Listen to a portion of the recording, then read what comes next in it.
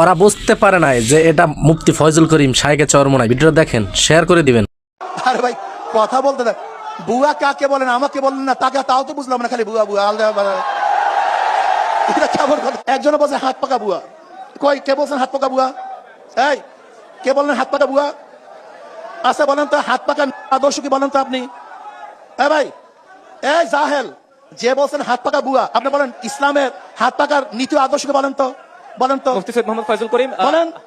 এর জন্যই বলছি আমাদের দেশের সবচেয়ে বড় সমস্যা হলো জাহলাত। নিশ্চয়ই আপনার কথা একটা আমাদের দেশের বড় সমস্যা জাহলাত, আপনারা আসলে না জানা। সাম্যের দেশ গড়তে চান, নিশ্চয়ই এটা অত্যন্ত ইসলামী আন্দোলন হাত পাকা বুয়া হবে কেন?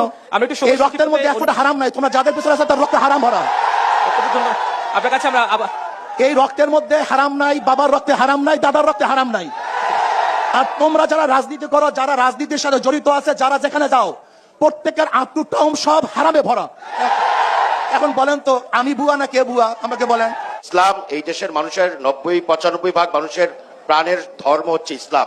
এই ইসলামকে পুঁজি করে কেউ রাজনীতি করুক বা ইসলামকে পুঁজি করে ভোটের মাঠে কোনো কিছু অর্জন করতে যাক, এটা সঠিক না, আমরা বিশ্বাস করি না। যে বিষয়ে অভিজ্ঞ না তাকে সেই বিষয়ে কথা বলা ঠিক না। এখন রহমতুল্লাহ সাহেব ইসলামের কথা বলে, এই কথাই মানবো? আমাকে বলেন তো। আমি ভাবি উনি যখন ডিবেটের একটা মাসালা হবে, আমি ডিবেট করবো কার সাথে? আমার ডিবেটও সেই পর্যায়ে একটা করবেন। আর একজন নায়েবে আমির থাকতো, তাহলে আমি ডিবেটে যেতাম। এখানে ব্যাপারটা হয়েছে আপনারা একজন এখানে ডিবেটের জন্য আমাকে ডাকছেন, আসলে মনে হয় এরকম। কিন্তু আমরা তো আপনাদের কথাগুলো শুনতে চাই। নাও এখানে ঘটনা হয়েছে আমার আরেকজন ক্যান্ডিডেট থাকতো, আরেকজন ক্যান্ডিডেট থাকতো, আমি তার সাথে কথা বলতাম। সরোয়ার ভাই থাকতো, তার সাথে কথা সর্বজন শ্রদ্ধেয় ব্যক্তি হিসেবে সবাই তো আপনার কথা শুনতে চায়। আপনি এখানে ডিবেট আমাকে ডাকবেন, কার সাথে ডিবেট ডাকবেন? আমি কার সাথে ডিবেট ডাকবো? এই চুপ করেন।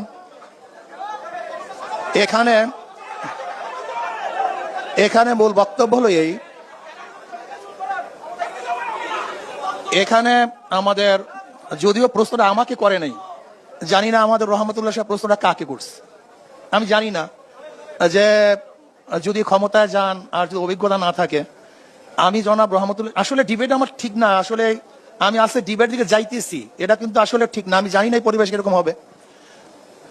আমাদের বেগম খালেদা জিয়ার কি অভিজ্ঞতা ছিল আমাকে বলেন তো?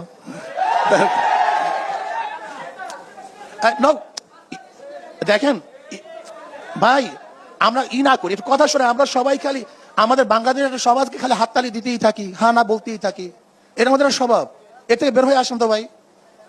যদি আমার ভুল হয়, আমার দলের লোক আমাকে ভুল বলেন, যেটা ভুল বলছেন, এই মেজাজ করেন। যদি আমিও ভুল করি, আমার মেজাজ, আমার দলের লোক বলেন হুজুরা ভুল, এই মেজাজ করেন। আর আমার